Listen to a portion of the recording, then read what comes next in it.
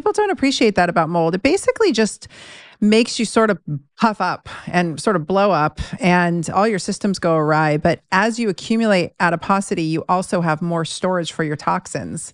And that's one of the reasons why you gain weight is because your body's trying to deal with that toxic burden. And so it's creating more fat cells to hold it. So now you're walking around with a fat suit of inflammation and toxins. And then your body doesn't want to let go of those if your liver's compromised. You mentioned early on that like that's one of the tiers, the early tiers is to address liver health because if your bucket's full, your toxic burden bucket's full, your fat cells are going to start filling up with toxins. And now I see this with hairstylists. I see this with people who work in toxic fields. Like that's a tough one to get over. So keeping that adiposity low. Yeah. You took the words out of my mouth. Often people go straight to sauna and then they do like a nice and flush, or they go through this extreme weight loss and then they end up very sick, end up with thyroid issues. You can see really dark circles under their eyes and their liver health goes to shit. And that's, I was actually going to ask you, do you think adiposity is just toxin storage? But you said it before I asked, because it was put to me in naturopathic school that adiposity is a result of toxin accumulation, which, that's the world we live in nowadays. It's a very annoying reality that when we do all the things right, that we can live in a house with an off-gassing couch, or we can live under a flight path, or drink the water from the public pipes and end up with issues. It's a very frustrating thing. And again, I'm putting a lot of hope in Robert Kennedy to try and remedy some of this sort of stuff. But, there's a lot of things and it's a very expensive thing to do, but whole house water filtration goes a long way, especially showering. The amount you will absorb through your skin's a bit ridiculous. Eating organic food as much as possible. The dirty dozens, stay away from them, because glyphosate, something my partner, she was a really good teacher for me because she's a lot more sensitive to things than I am.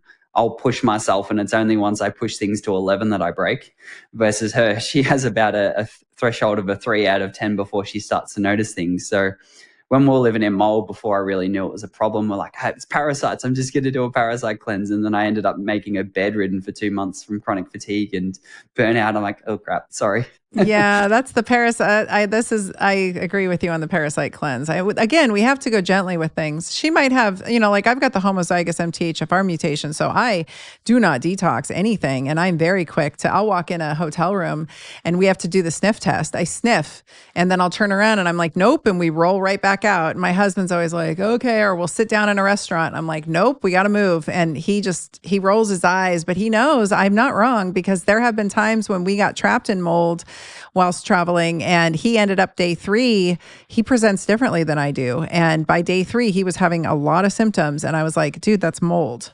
This is what I'm talking about. Like, I'm already off my rocker with a sinus infection and like losing it. And he's over here having his symptoms. And I'm like, that's because we've been in mold for 4 days in this room. So it's funny you say the sniff test. When we were looking at homes in New Zealand, we went into one and my partner literally looked like a Saint Bernard or a beagle going through the carpet.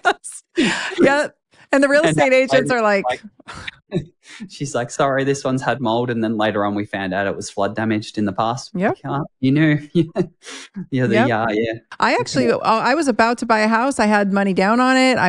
They were about to accept my offer. And I brought in a mold sleuth tester to come in, an outside guy, and he did a thorough test and found all kinds of nasty stuff, which unfortunately I said no, we didn't go through with the offer, but unfortunately now that house has to report that in there as they're trying to sell it. And yeah, it's, people don't realize. And again, though, it's how, not to scare everyone, because my husband's incredibly resilient to mold, right? He doesn't get too sick from it at all, whereas I get really compromised really fast.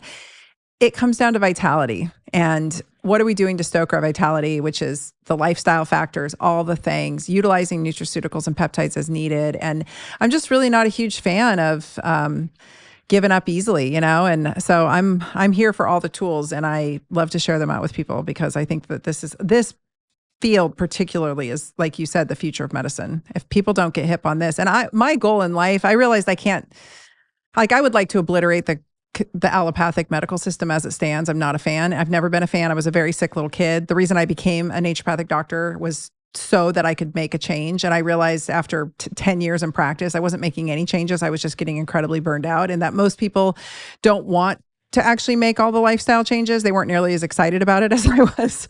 And so I left practice. But that said, I've realized recently that my mission on this planet through this platform, through my podcast and my social media following and amassing a following really is to educate people, to empower them so that they can demand better out of their doctors.